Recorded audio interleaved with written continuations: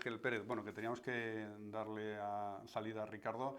Todo esto de la comisión esta de los 90.000 euros de la segunda planta, ¿a ti cómo te suena esto de ir allí con bolsas de plástico, dice, en 2 viajes llenas de dinero? ¿A ti esto cómo te suena?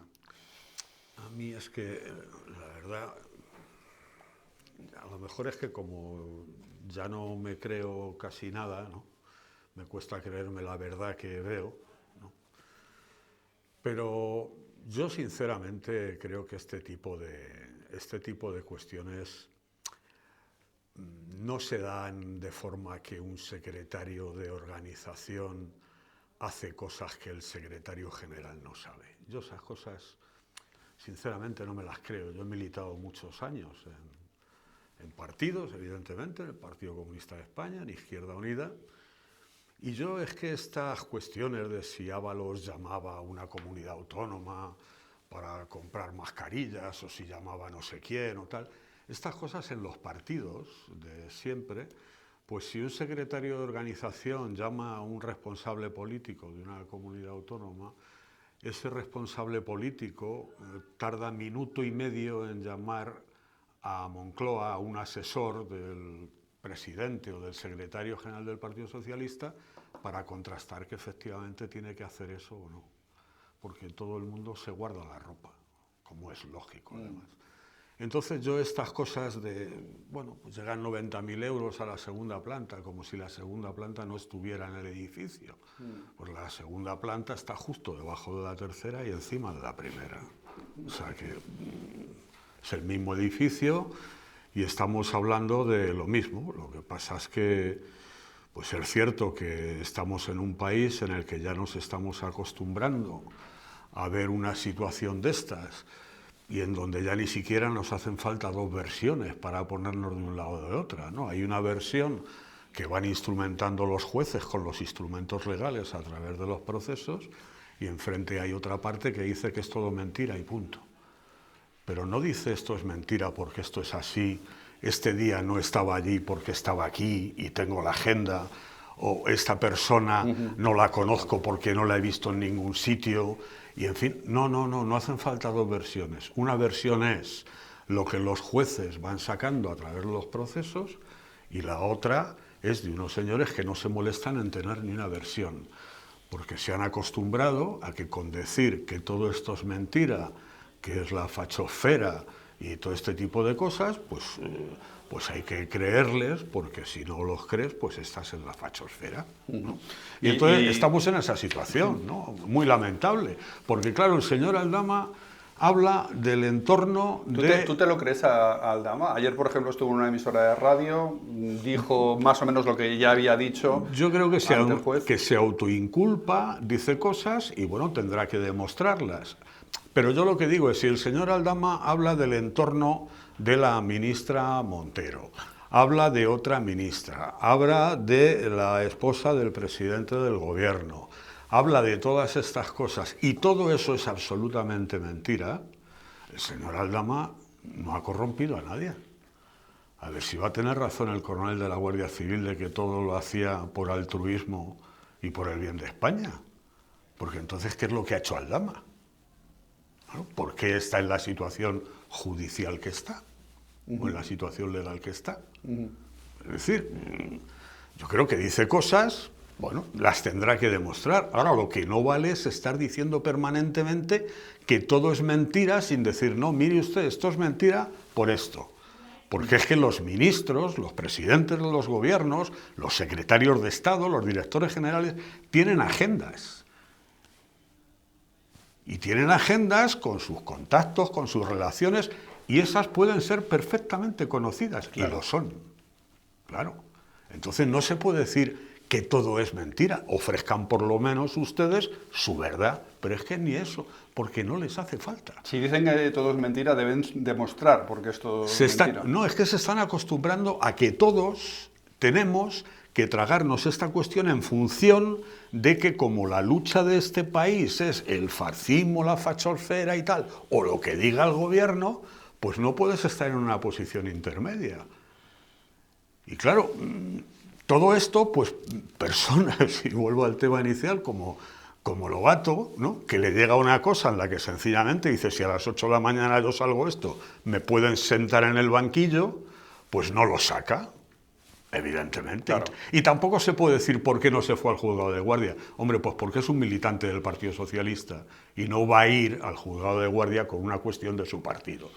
Entonces, claro, pero esto además lo hace todo correctamente, es un hombre que no insulta, es un hombre que no da gritos, es decir, es un hombre sumamente peligroso. ¿A ti te parece un buen político Lobato, devorado por las circunstancias y por este momento que está viviendo la política a nivel general? A mí me parece que es un político que no tiene nada que ver con la política que se practica hoy, sinceramente. Como le pasó, en cierto modo, a Ángel Gabilondo. Pues un hombre que no grita, que no insulta, que no es estridente, pues evidentemente es un peligro, porque además no hay sospechas de él de arbitrariedades, no está imputado en nada, tal, pues es un peligro, evidentemente. Para determinado tipo de políticos es un peligro. Y luego esto que comentaba Ricardo Ángel, de los temas de fondo, realmente los temas de fondo que afectan a la izquierda, por ejemplo lo de la financiación de Cataluña, claro, la financiación singular, que hay un enfoque totalmente contrario a ese planteamiento desde la izquierda, porque es un atentado contra la igualdad de los españoles, ¿no? Si se está privilegiando la financiación de unos españoles sobre otros, se está atentando contra la igualdad. Pero ¿tú crees que ese tipo de discrepancias dentro del Partido Socialista sobre temas de fondo luego afloran en congresos como este? Vamos a ver, las discrepancias en cualquier partido, y luego en un partido que está en gobiernos, se dividen en dos.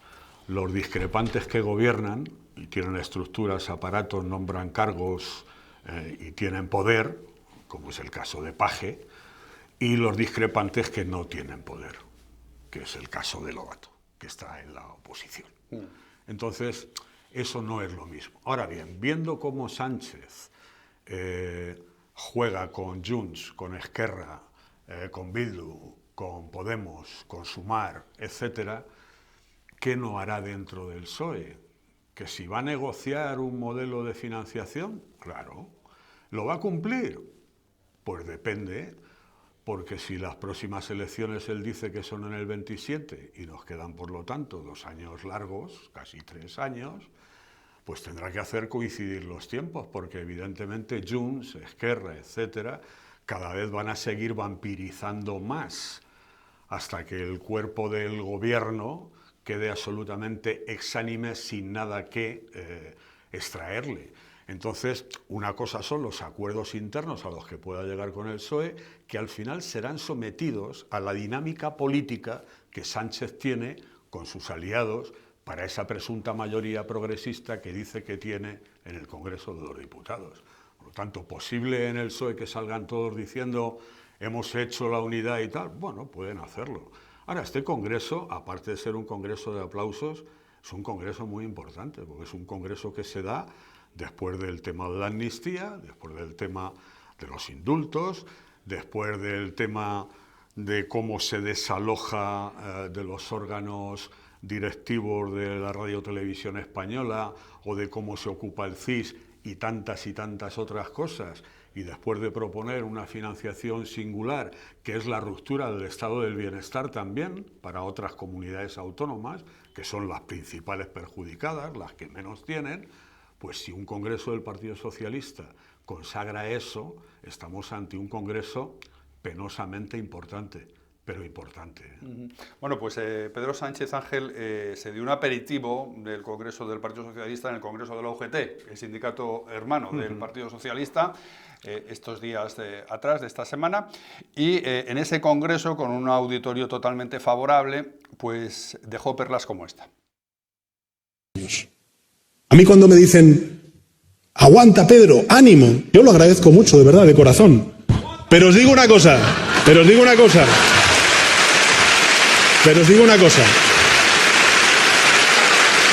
Os lo agradezco de corazón, pero en fin, 3 años y los que vienen después de esos 3 años. Y los que vienen. Porque